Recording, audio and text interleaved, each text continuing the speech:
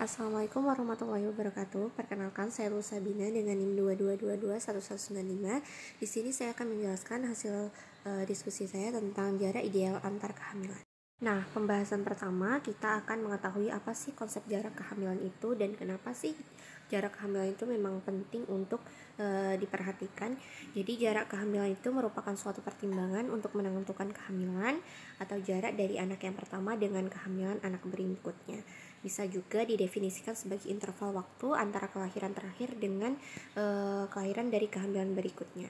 Nah, tentunya kenapa harus diperhatikan, karena berpengaruh dengan hal-hal seperti baik itu dengan kelancaran proses persalinan, komplikasi pada saat kehamilan maupun pada saat persalinan dan lain sebagainya.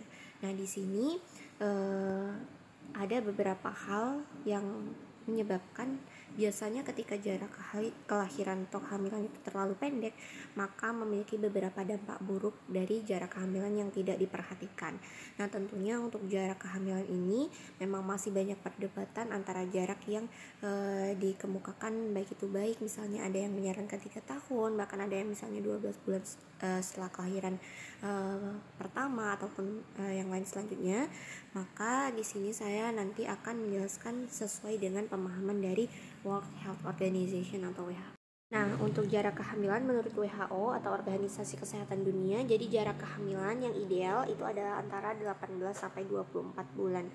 Artinya sementara dari BKKBN atau Badan Kependudukan dan Keluarga Berencana Nasional menyarankan kehamilan berikutnya memiliki jarak 3 tahun dari persalinan sebelumnya. Jadi memang ada beberapa perbedaan pendapat, baik itu dari WHO, dari BKKBN ataupun dari badan-badan yang lainnya. Nah, tentunya dalam menentukan jarak kehamilan ini memang sepertinya lebih baik untuk kita ikut dari BKKBN, karena kita jika melihat dari waktunya, maka 3 tahun itu merupakan waktu yang sangat ideal. Tetapi memang banyak versi seperti dia tetap memperhatikan misalnya kehamilan sebelumnya, lalu juga memperhatikan berapa anak yang sudah dilahirkan. Tentunya itu juga akan mempengaruhi dari jarak kehamilan ini. Nah, di sini saya juga akan melihatkan bahwa ada beberapa jarak kehamilan teori lain yang dianjurkan pada ibu hamil yang ideal dihitung sejak ibu persalinan hingga akan memasuki masa hamil selanjutnya, itu antara 2-5 tahun. Nah, hal ini didasarkan karena beberapa pertimbangan yang berpengaruh pada ibu dan anak. Misalnya ibu yang mengalami operasi sesar pada persalinan, tentunya pemulihan pasca operasi akan berbeda dengan yang melahirkan secara pervaginam atau secara normal.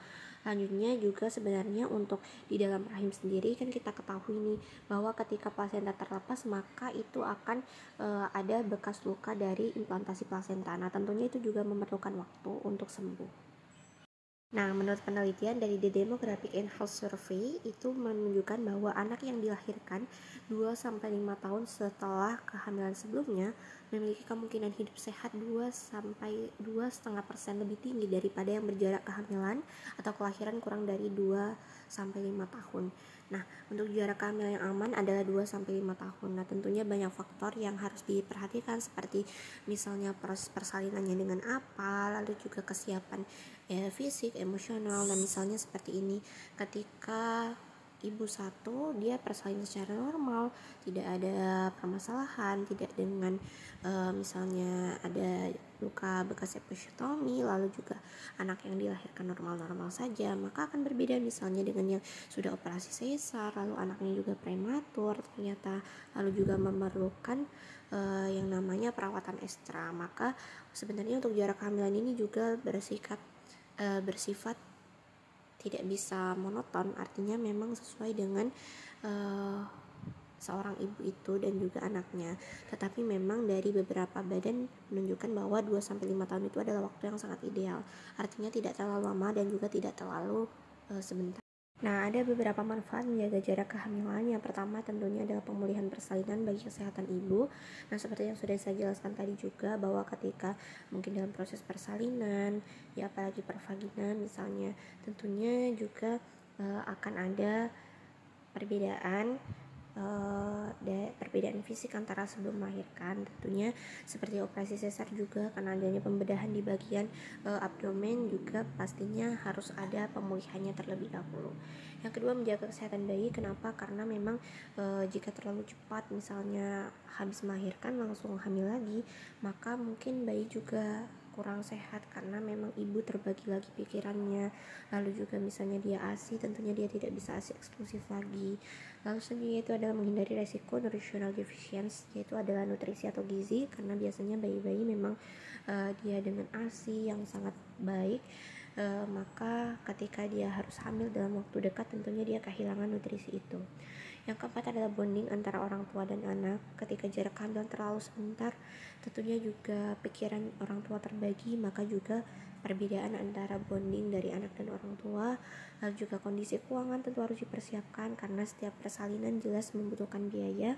Walaupun mungkin sekarang ada bantuan dari pemerintah, tetapi jelas tetap harus ada kondisi keuangan terlebih dahulu. Lalu juga menjaga kesehatan fisik dan psikis, baik itu dari ibu maupun dari ayah, karena memang dengan punya bayi itu tidak merupakan hal yang sangat mudah, karena memang menyita fisik dan juga psikologis kita.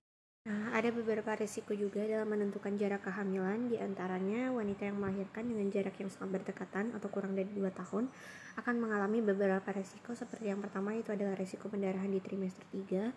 Karena apa? Karena salah satunya adalah kita ketahui bahwa plasenta itu kan berimplantasi di dalam rahim. Ketika memang dia sebenarnya kan dia juga butuh waktu untuk istirahat, untuk kembali perbaiki sel-selnya, tetapi ketika memang langsung ada implantasi lagi tentunya juga akan berisiko pada pendarahan. Lalu ada placenta previa. Lalu yang ketiga ada anemia, karena dalam proses persalinan juga biasanya kehilangan banyak darah, KPD, endometriosis, dan bahkan sampai kematian pada saat melahirkan. Nah, tentunya itu adalah beberapa risiko ketika tidak paham atau tidak mengerti tentang berapa manfaat dari menentukan jarak kehamilan. Terima kasih, semoga bermanfaat. Jika ada kekurangan mohon dimaafkan.